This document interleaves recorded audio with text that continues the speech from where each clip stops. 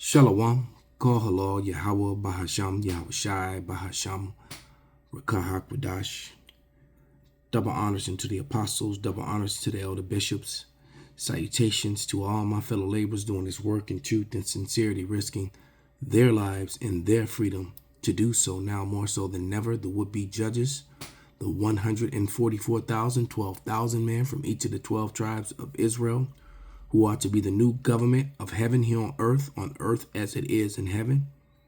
These will be the judges that enforces the will of the Lord under the authority of who the world fraudulently and falsely called JC. His name is Yahushai, and he is coming back to set up the kingdom of heaven here on earth, all right, and to deliver his people, those who are scattered, the rest of the scattered elect that are scattered around the four corners of the earth among the heathen Gentile nations that have the appearance of the heathen Gentile nations. The Lord is coming to bring them back.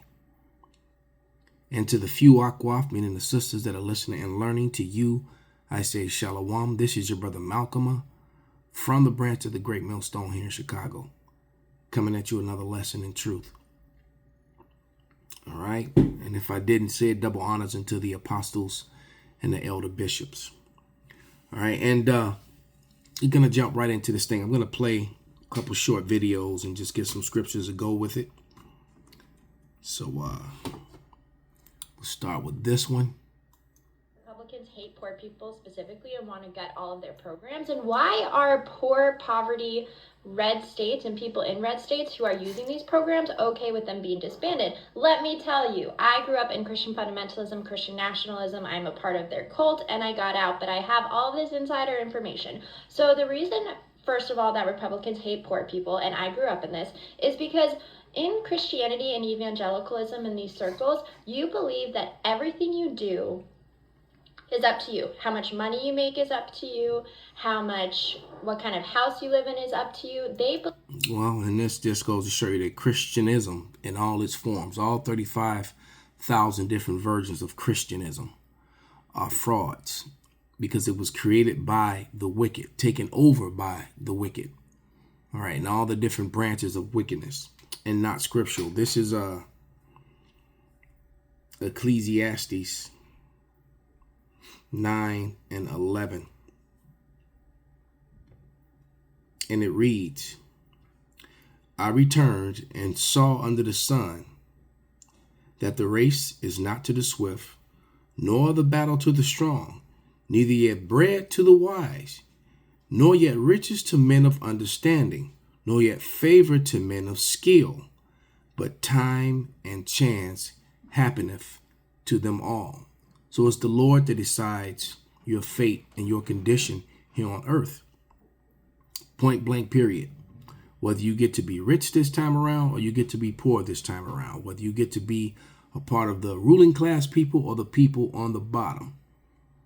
And ever since the fall of Israel, this has been their punishment, to be the people on the bottom in every society that they're in until the return of their Lord and Savior, including those that are scattered among the heathen that have the appearance of the heathen. They don't get to just be elevated. All right. Now, there's always, some exceptions to the rule. You have your so-called celebrities, celebrity athletes that sell out and do all kind of sacrificial, unrighteous sacrificial things, sacrifices of blood, of relatives, friends, families, children, whatever, to get wealth. But the collective of the people of the Lord are on the bottom. So it's not you can go and work as hard and get all your degrees, whatever, and still end up struggling. The evidence of that is just look at the collective of the Edomites, so-called white people today. They're struggling. All right. Because why? Their time is up and the kingdom is falling. This is Daniel 4 and 17, and it reads, this matter is by the decree of the watchers and the demand by the word of the holy ones, to the intent that the living may know that the Most High ruleth in the kingdom of men and giveth to whomever he will. And he set up over it the basis of men. So he took the lowest of men and put them on top. All right. Only the Lord could do that. He took the bases of men, the lowest of mankind, and put them on top. And look what they've done to the world. All right. And they destroyed the world. And basically in about 500 years, they made the air unbreathable, the water undrinkable, and the food, is poisonous. That's the thing that's making everyone sick. That with their pseudoscience. The collective people are sick. Okay? Because she goes on to say something about injections and things of that nature, and makes it sound as if that these Christians are being silly for saying that, but there actually was some truth in that statement. All right, because in all of Pfizer's and existence, it has never cured any disease ever. Hence the reason why maybe the new Secretary of Health wants to bring food back as medicine, because the Bible tells you that certain foods are medicine, different herbs. All right, we've been breathing in, and why is it that most people in America have plastics in their blood and metals? That's what's really making us sick. All right, and a lot of those injections have things like that and worse. Okay, because they want to try. And then look, and Timothy warned us of this. Let's go to 1 Timothy 6:20, and it reads, "O Timothy, keep that which is committed to thy trust, avoiding profane and vain babblings and oppositions of science falsely so called." So there is real science, which then the word science simply, in the simplest terms, means to know. All right. But they use pseudoscience, false science, and they call it science to try and get around the truth. Timothy warned us that they would use pseudoscience as a weapon to rule over and control the people, roughly. That's what they're doing. They're using the vain babblings of science falsely so called. Look at the medical tyranny that happened not that long ago, and all the people that are dying today from the cure, not from the disease. People that are sick and dying from the cure, not from the disease. Once again, the people that are dying and still and sick from the cure and not the disease. All right. That little C thing that happened, that went on years ago. I got it and beat it in 3 days. Okay. I knew something was up because I felt horrible that first day. The second day I lost my my sense of smell. That's when I knew, okay, this is not normal. But by the third day, I was feeling better. By the fourth day, I could smell again. All right.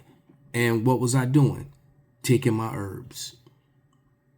All right. The bitter herbs, mainly the garlic, mixed with high levels of vitamin C and other things, elderberry. All right. And I beat it naturally. No pseudoscience. Just saying. All right. And as a matter of fact,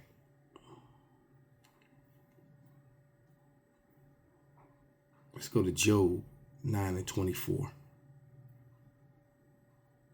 I mean, I know it by heart, but we'll read it anyway. This is Job 9:24, and it clearly states that the earth is given into the hand of the wicked. He covered the faces of the judges thereof. If not, where and who is he? Why? Because it was his time and chance. The Lord set him up so that they could fulfill prophecy. All right, so that they would fulfill prophecy. And the wicked had to be ruling the earth upon the return of the Lord.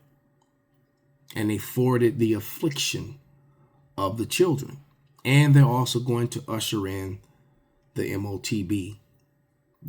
They're going to destroy themselves, bringing the Third World War, all the end day prophecies that they were to take part in. Okay? And mainly starting with, matter of fact, let's get a couple events like this one. because this was the event that was set forth so that they could overrule the law of the land continually. That is not it. That is not what I clicked on. It's like, what the hell is going on? Oh, that's why. How is it that Bibi's been in power for 16 years and that's not called dictatorship, right?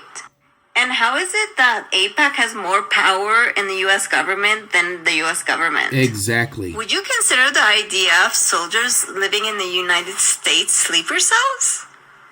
How is it that you can criticize America in America, but you can't criticize Israel in America?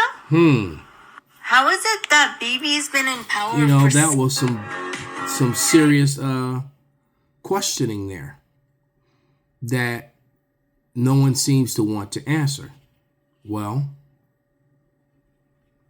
9/11 started as commercial insurance fraud. It was known in 1988 that the Twin Towers were condemned because they didn't want to pay the $2 billion to dismantle the buildings the hard way. Controlled demolitions was forbidden. When that was briefed to Dick Cheney as Secretary of Defense, I believe he said, "Praise the Lord. This is going to be a terrorism event that will give us a reason for invading Iraq and Afghanistan." And at that point, the 9/11, which was planned and executed by the Zionists, which is not the Jews. When I say Zionists, I'm talking about what's called the Red Mafia. That's the Russians, Israelis, and Americans who are a criminal network that happens to control Benjamin Netanyahu. It does not control Donald Trump. People don't understand that Trump is biding his time. The NSA is not about solving problems or making America safe. It's about keeping the money moving. The second reason that the program was canceled was because it was starting to reveal all of the Americans who were complicit in 9/11. And the problem we have in the United States is that the intelligence community is all about spending a great deal of money doing 9/11 started as commercial insurance fraud. Exposed. Now you know why this man is able to basically be a dictator. And why America supports it. They're controlling America. ADL, AIPAC, and the group, things like that. They have more power in America than your own government does. And it all started with 911, which the guy who owned the buildings, since it was going to cost $2 billion to tear it down properly because it was in condemnation. I guess it was not, safe anymore. They orchestrated a plan, and he took out the insurance policy, and the insurance policies just happened to cover, T events. And with that came the Patriot Act, which is why they have been using codes and statutes, all right, ever since then. Actually, before then, because, you can go back to the 1993-94 when Title 4D was launched. That completely supersedes the Constitution as well.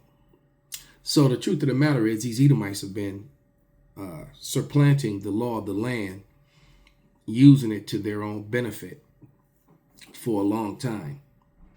And it got them great wealth. And the ultimate thing that it's going to bring is the MOTB.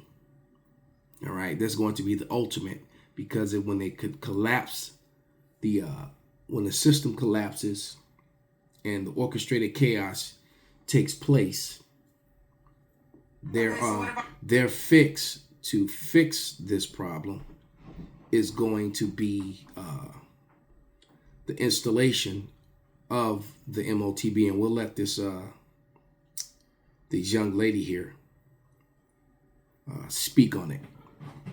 All right, little Miss Ashley here, who really needs to be quiet when it comes to biblical things, because she's such a Christian, but she completely ignores, Corinthians and Timothy, the books that tell you that a woman is forbidden to teach and she's to be silent in the churches. Somehow those scriptures aren't written in her Bible, but here we go. that everybody understands by now that every single thing that we're watching happen in this country and this world is being done intentionally. Every single move that they make is strategic and has been planned out for decades with a single goal in mind. Now, if you are a spirit-filled, Bible-believing Christian, then you know what that goal is. But if you are not, if you don't own a Bible, if you do not believe in God, and you don't really know what is going on, then let me shed some light on the subject for you. They want complete control. They want a world where people will be confined to their own area. Now, you also will be monitored 24/7. You will have zero privacy. So every single thing that you buy, everywhere that you go, every step that you take, every person that you interact with will be monitored. And you won't own anything, so you won't own a home. You'll rent a home, you'll rent a little pod, if you will. You'll rent even your bread maker. You will not own anything, but don't worry, they tell you that you'll be happy with that. Now, what they will also desire is that every single person be 100% dependent on them. So you will have universal basic income. Nobody will work because the entire society, the entire economy, the entire world will be ran by robotics. And that's exactly what we're starting to see now. Companies are laying off thousands of employees and replacing those employees with said robotics. Yesterday. They are also cutting benefits and cutting funding for food banks. Now, regardless of your political affiliation, regardless of your opinion on the matter, there were real people, elderly and children and single mothers, who were dependent on those benefits. Now, again, regardless of your opinion on the matter, what this situation does is it creates organized chaos. It puts people in a state of need. It puts people in a state of chaotic mindset.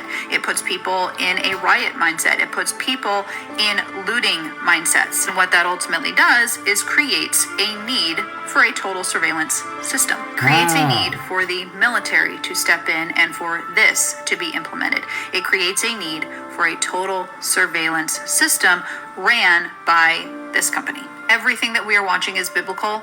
Everything that we are watching is intentional, but the sad reality is the majority of what we read, the majority of what we see on the news is a distraction. It is not the reality of what is happening. The reality of what is happening is straight biblical, it is straight spiritual, it is straight demonic, and it is happening behind the curtain. The ultimate end game goal with all of this is this. And it is something that you will insert into your body that will allow you to participate in society. So without this, you will be completely cut off from society. That means no growth.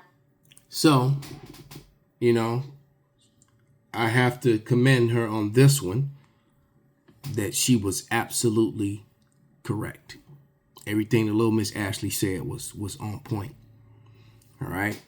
This is last two scriptures. This is the book of Revelation. We're going to go to Revelation, the 13th chapter and the 16th verse. And it reads, "And he calls of all, both small and great, rich and poor, free and bond, to receive a mark in their right hand or in their foreheads, and that no man might buy or sell save he that had the mark, or the name of the beast, or the number of his name." All right. And there it is. That is 100% true. This is where we are. And we're at the beginning of the chaos, and it's going to get really bad. Jacob's trouble is here. It's not going to turn back. There's no scripture says it would start, slow down, and then start again. It's just going to just get very bad really fast. And Esau is exposed. This is Jeremiah 49:7.